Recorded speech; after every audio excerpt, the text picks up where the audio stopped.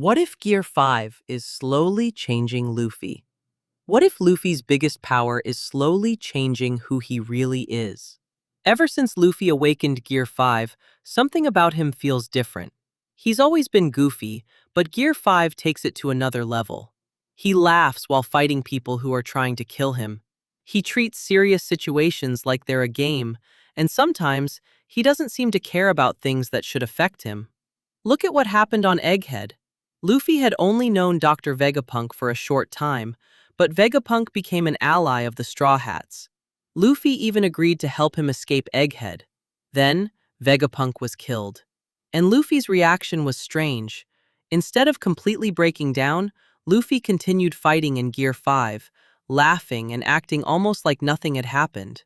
Now compare that to Luffy normally. When his friends are hurt, Luffy becomes extremely serious. But in Gear 5, his emotions seem different, almost like something is overriding them. And there's another huge clue. When Luffy awakened his fruit, Zunisha immediately said, "Joy Boy has returned." Not Luffy, Joy Boy. What if awakening the Nika fruit doesn't just unlock new abilities? What if it also brings out the will of the person who carried that power before? That could explain why Luffy behaves so differently in Gear 5. Maybe Nika isn't possessing Luffy. Maybe it's slowly influencing him. And the longer Luffy stays in Gear 5, the stronger that influence becomes.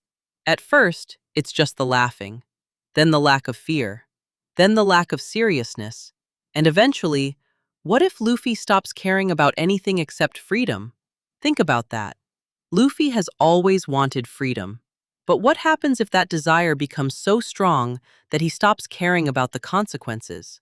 The world government has feared the Nika fruit for 800 years.